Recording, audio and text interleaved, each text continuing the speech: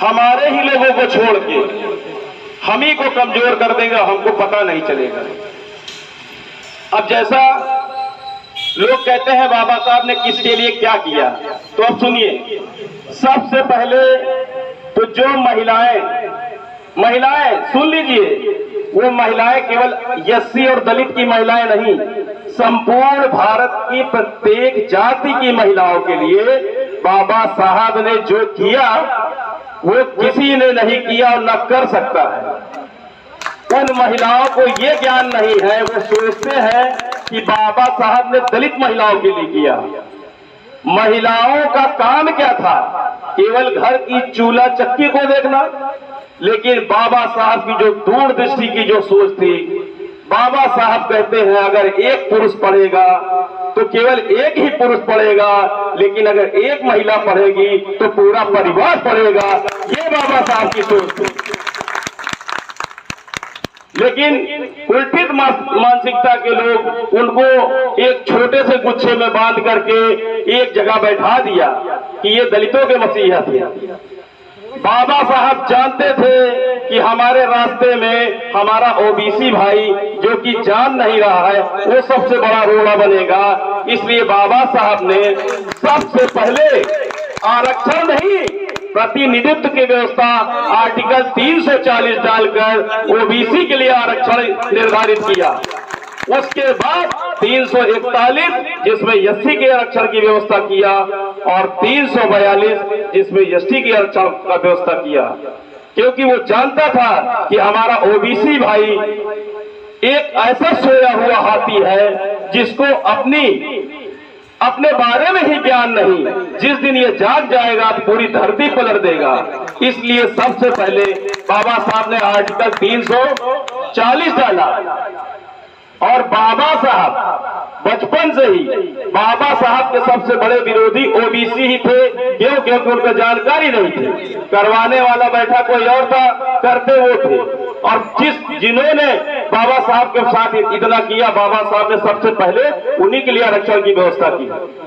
और दोस्तों, जैसा आपको मालूम होगा कि वर्ण 4 है, लेकिन वर्ण 4 नहीं है, ये भूल जाइए।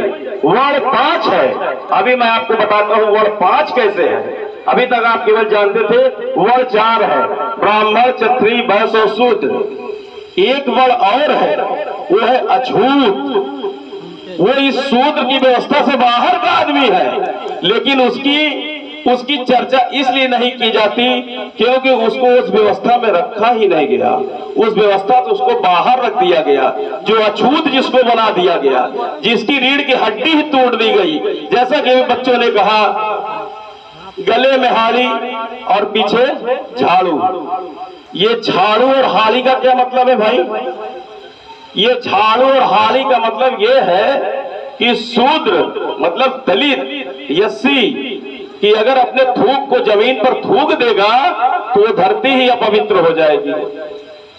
और जब झाड़ू इसलिए बांध दिया कि जब वो चले तो अपने पद चिन्हों को मिटाता हुआ चले कि उसके पद चिन्ह अगर कोई देख लेगा तो उसका भी विनाश हो जाएगा। तो भैया इतना पावरफुल है अछूत कि उसके परछाई पड़ने से लोग मर जाएंगे। बताइए, भगवान के दंड से नहीं मरेगा। अछूत इतना महान आदमी है कि उसके परछाई से भी इंसान मर जाएगा। मतलब आप सोचिए, वो आपको लोहा मानते रहे और आप इस चीज को समझ ना पाए।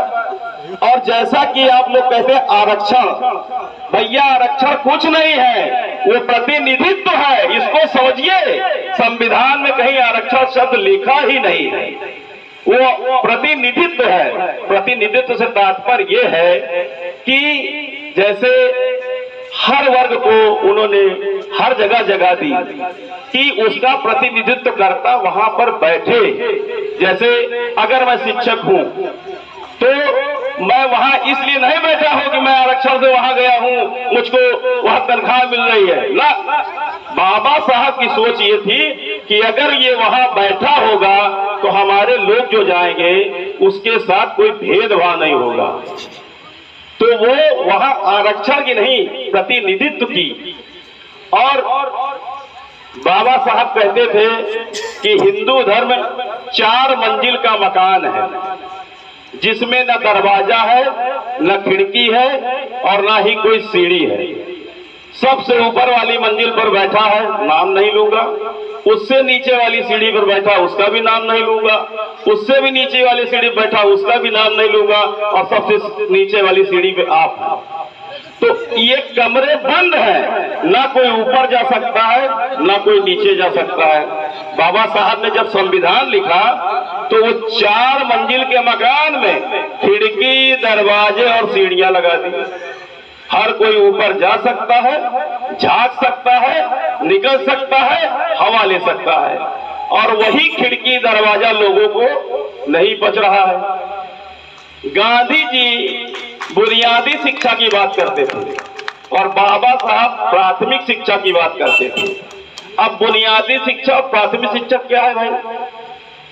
तो गांधी जी ये चाहते थे, बुनियादी शिक्षा से तात्पर्य ये है कि जिसका बाप जो काम कर रहा है उसका बेटा वही काम करे, पीढ़ी दर पीढ़ी वही काम चलता रहे। लेकिन बाबा साहब की सोच क्या थी? बाबा साहब ने प्राथमिक शिक्षा की बात की कि बच्चा अगर पढ़ेगा तो वो कहीं भी किसी भी प्रोफेशन को चुन सकता है अपने अनुसार। लेकिन गांधी जी क्या कहते थे, क्या सोचते थे कि जो जिस पीढ़ी में पैदा हुआ, लोहार का बच्चा लोहार, चमार का बच्चा चमार, साहू का बच्चा साहू, मतलब वो वही काम करे। लेकिन बाबा साहब ने जो संविधान लिख दिया उसके आगे सब के सब फेल हो गए। महिलाओं के हिंदू को